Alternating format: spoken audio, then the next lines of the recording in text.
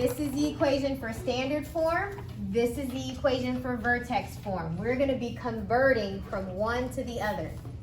So let's do this problem first. We are in standard form. We're going to convert it to vertex form. So the very first step is we're going to group ax squared plus bx together. So I'm going to do that for this one. I'm going to group x squared plus 4x together. And put some space before you write your parentheses because we're going to put something right here. So just make some space. That was step 1. We do not need to do step 2 because our a value is 1. You can imagine a 1 right here. Your a value is 1, so we don't have to do step 2. You only do step 2 when a is not 1. So let's move on to step 3. We're going to complete the square. So we're going to take half of b and then square it. So what is half of 4? 2. Square it? 4. Okay, so that is what we're going to add right here. For this step right here, we're going to subtract a times c from the other end of the equation. So 1 times 4 is 4. We're going to subtract 4. I want you to think about doing the opposite. We had a plus 4 here, and now we're doing the opposite and putting a minus 4. The reason why we're doing this is because notice this part and this part is part of your original equation. This is almost like it doesn't exist because what's 4 minus 4? 0. So it's like we never really changed it. These cancel out. You're left with what we started out with, okay? We're keeping it balanced. Just like if I were to say 1 plus 2 equals 3, well, if I add a 4 and then subtract a 4, it's still true. It's like nothing happened, right? That's what we're doing right here. But the reason why we're doing that is because by adding a 4 right here, you're able to factor it, and it's going to be a perfect square. So when you factor it, the two numbers that multiply to 4 and add to 4 are 2 and 2. So this will be x plus 2 squared, and then 4 minus 4 is just 0. So this is your vertex form. From here, what is your vertex? 2, 0, or Negative 2, 0. Thank you. It's always the opposite, remember? All right, so that is how you go from standard form to vertex form. So again, your first step is to group ax squared plus bx.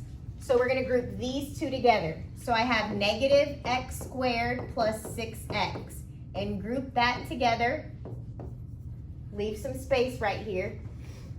That's step 1. Step 2, if a is not 1, we're going to divide by a. So guys, in this case, our a value is a negative 1. So guys, we're going to pull out a negative 1. So I'll be left with x squared and a minus 6x. And then minus 5 stays the same. Please don't write this down. I just want to show you something. Negative 1 times x squared is still negative x squared. Negative 1 times negative 6x is still a positive 6x. And then you have minus 5, minus 5. So the value is not changing. Okay? The value has not changed. Okay, so we just did step 2. Next, we're going to complete the square. So what is half of b? What's half of 6? And then square it. So we're going to add 9.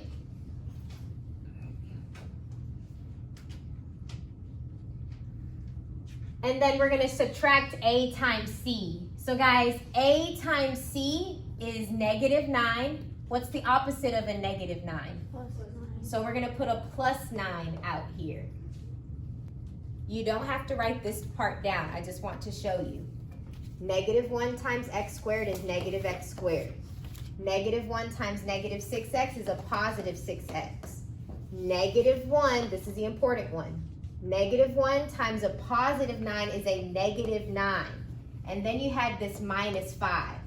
So to get rid of this negative 9, you did the opposite and put a plus 9. That's why it's a plus 9, okay? Because those would cancel and you're left with what we started out with, okay? All right, let's continue. That was step 4. The next step is factor and simplify. So we're gonna factor this part. You need two numbers that multiply to 9, add to -6. That's -3 and -3. Just a hint, it's always half of this number. So it's x minus 3 squared. That's this part factored out. Now just bring all the stuff down. You had a -1, and -5 plus 9 is 4. So this is your vertex form. Now, of course, you don't have to write this 1 right here. So I'm going to erase that 1. You can leave it, but you don't need it. This is your vertex form. Can you guys tell me what the vertex is? 3 and 4. 3 and 4. Good, y'all got it. On a test, if you were to put -1, would it be No, counted it's wrong? not wrong. Okay. It's just you don't have to write 1s in front of x's. Okay, so step 1, you always group these two together. So this will be 2x squared minus 12x. This is grouped together. And then your plus 13 will just be right here. That is step 1. Now we're gonna divide by this a value, 2. We're gonna pull out a 2. So 2 is gonna be on the outside. Let's see what's left. When you divide this by 2, you're left with x squared. When you divide this by 2, you're left with 6. And again, you should always be able to multiply it back in and get what you started out with, okay? Next, you take half of the b value. What is half of 6? Square it, 9. So we're gonna put a plus 9. What do you guys think is gonna go out here? -18. Exactly, minus 18. You do a times c. 2 times 9 is a positive 18, so you need to do the opposite over here, minus 18. And just to wrap your head around it, you don't have to write this down, but I just want to show you again. 2 times x squared is 2x squared. 2 times -6 is a -12x. 2 times a positive 9 is an 18. And then you have this plus 13. To cancel this out, you need a minus 18, which is why we put this here. So those would cancel, and you're left with the same stuff, okay? All right. So let's go ahead and do the next step, which is to factor and simplify. So guys, this part right here, two numbers that multiply to 9 and add to -6. A quick hint, it's always half of this number, so x minus 3. Bring down the a value and bring this part down. 13 minus 18 is -5. So this is your vertex form. And what is your vertex? Yep, 3, -5. So this is easy to graph. Your vertex is at 3 and -5 right here, and it's facing up and it's stretched. So same process. We're gonna group these together. So you have -3x squared minus 12x minus 8. All right, so we group those together. And we're gonna pull out a -3. So put that -3 on the outside. So -3 divided by -3, you're left with x squared. A -12 divided by a -3 is a positive 4. Again, you can always check by distributing and making sure you get back the original problem. Half of 4 is 2. 2 squared is 4. So I'm going to add a 4. What goes out here? Yep, a positive 12. Because a times c, -3 times 4 is a -12. The opposite would be a plus 12. So that's what we need on this side. Now, all you have to do is factor this. This will be x plus 2 squared. Bring down your a value. Bring this down. -8 plus 12 is 4. So this is your vertex form. And your vertex is at -2, 4. You don't really need this table, but I can put my vertex in the table and plot the points. So -2, 4 is right here. It's facing down, and since your A value is a 3, you need to multiply your increments by 3. So normally you increase by 1, 3, 5, and then 7. So you need to multiply all these by 3. So that means we're gonna go by 3 is our first increment, 9 is the next increment, and so on. So from here, you're gonna go down 3, then down 9. Same on this side, go down 3, that's your first increment, and then down 9. And it's facing down because there's a negative right there.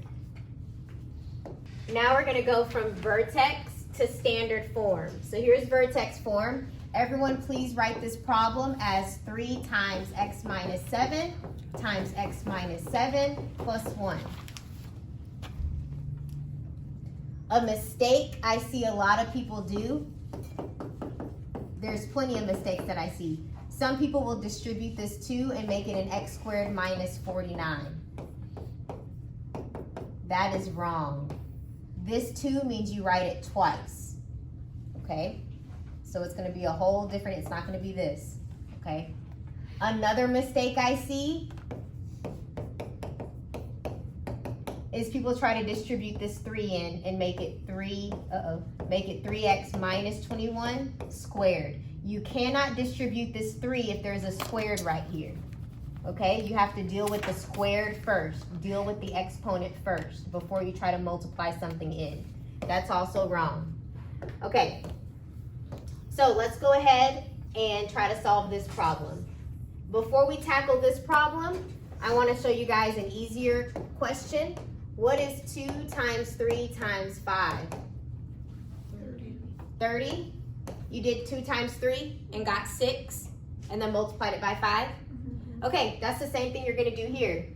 Do 3 times this one, get your answer, and multiply it by this one. Another mistake I often see students do is they'll multiply the 3 by this and the 3 by the second one. Y'all didn't do that over here. You didn't do 2 times 3 and then 2 times 5. Y'all didn't do that, okay? So don't do that here.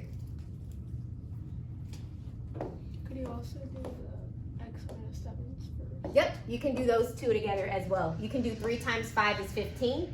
Get that and multiply it by 2 to get 30. So you can also multiply these 2, get your answer, and then multiply it by the 3. You can do that as well.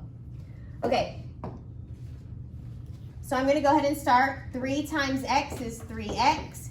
3 times a negative 7 is a negative 21. Everything else will just come down. Now we're going to multiply these 2 together. 3x times another x is 3x squared. 3x times negative 7 is negative 21x. Negative 21 times x is another 21x. And then negative 21 times negative 7 will be a positive 147. And then you have a plus 1 at the end. We have 3x squared. Combine your x terms. So this together will be a minus 42x. And combine your numbers. 147 plus 1 is 148. So this is your function in standard form. So you learned how to do vertex form to standard form. And you learned how to go from standard form to vertex form. And you also know how to graph these.